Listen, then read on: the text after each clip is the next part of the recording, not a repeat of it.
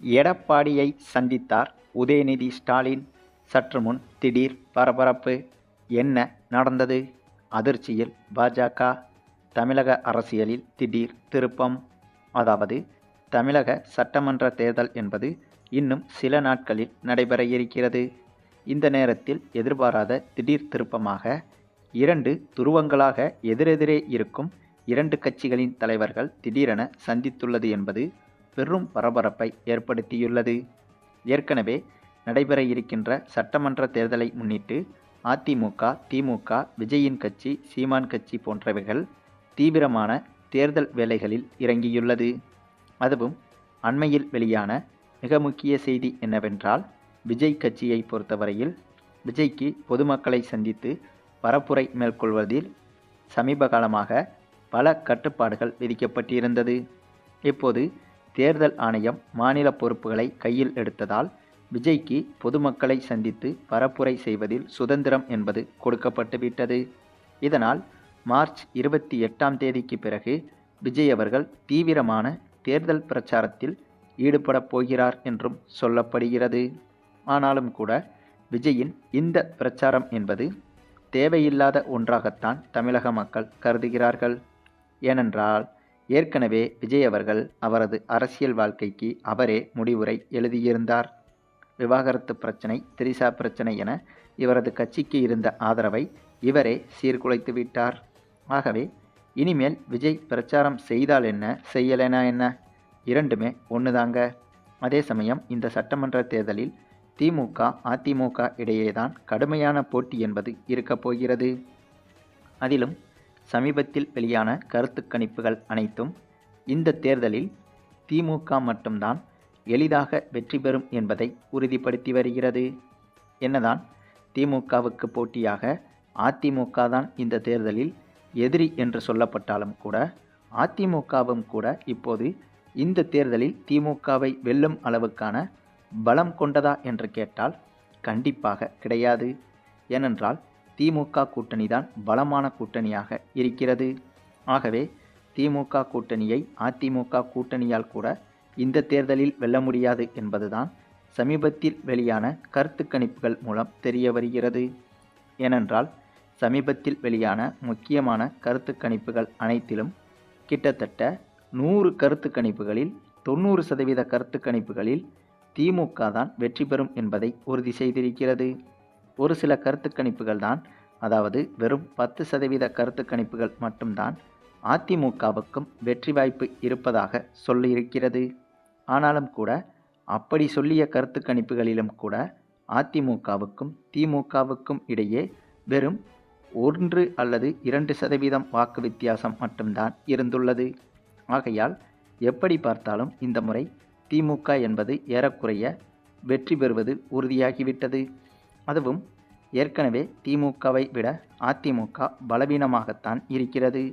இதில் அதிமுகவில் இருக்கும் முக்கிய நிர்வாகிகள் சிலர் திமுகவில் இணைவதற்கான வாய்ப்புகளும் இருப்பதாக தகவல்கள் வெளியாகியிருக்கிறது.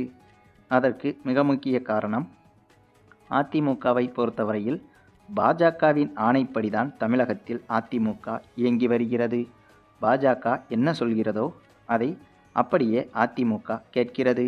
கிட்டத்தட்ட சுயமரியாதையை இழந்து பாஜகவுக்கு கீழ்ப்படிந்துதான் அதிமுக செயல்பட்டு வருகிறது. அதன் எதிரொலியாகத்தான் கூட்டணி பேச்சுவார்த்தைகள் மற்றும் தொகுதி பங்கீடு பேச்சுவார்த்தைகள் உள்ளிட்ட அனைத்திலும் அதிமுக எடுத்த முடிவுகள் என்பது அதிமுகவின் முடிவுகள் கிடையாது, பாஜகவின் முடிவுகள்தான் என்றும் சொல்லப்படுகிறது. அதோடு நிற்காமல் எந்தெந்த தொகுதியில் யார் யார் நிற்க வேண்டும் என்பதையும் கூட பாஜக தான் முடிவு செய்து வருகிறது என்ற குற்றச்சாட்டுகளும் அதிமுகவுக்குள் இருந்தே வெளிவருகிறது.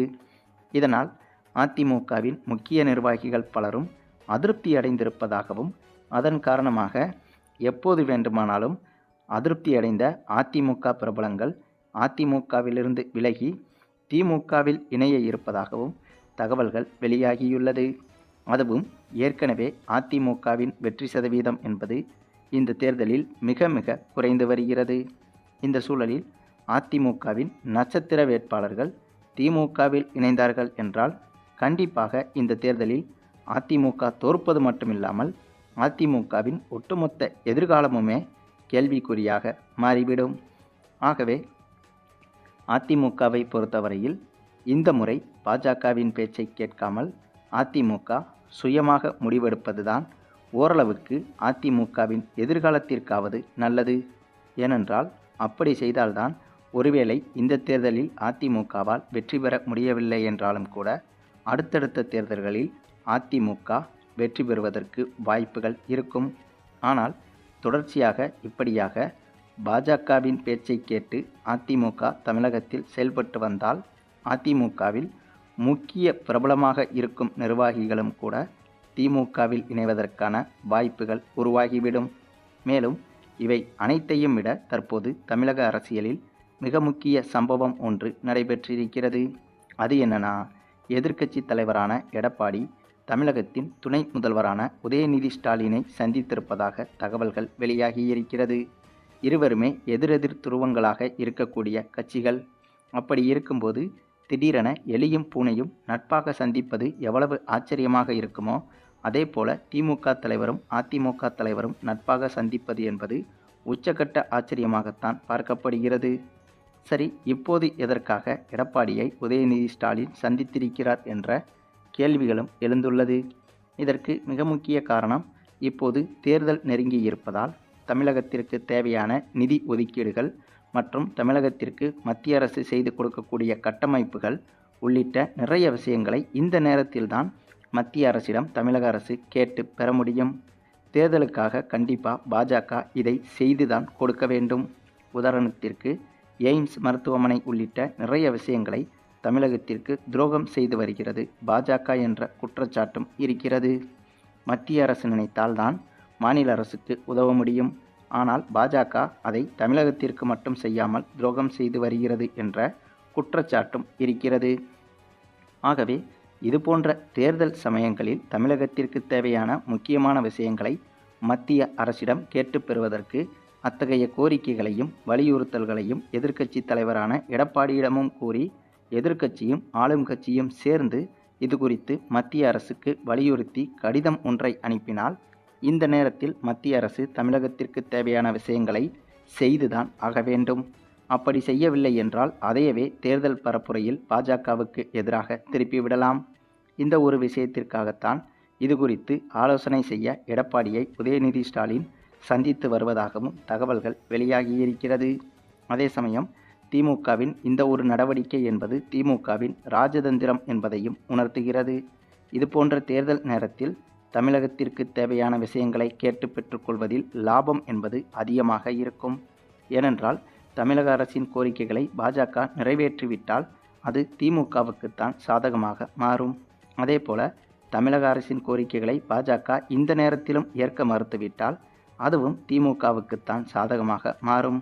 ஏனென்றால் தேர்தல் பரப்புரையின் போது பொதுமக்களிடையே மத்திய அரசிடம் இப்போது கூட இந்த கோரிக்கையை வைத்தோம், இதையும் நிராகரித்து விட்டது என்று கூறி பாஜகவுக்கு எதிரான, அதாவது பாஜக அதிமுக கூட்டணிக்கு எதிராக தமிழக மக்களை திருப்பி விட்டுவிடலாம்.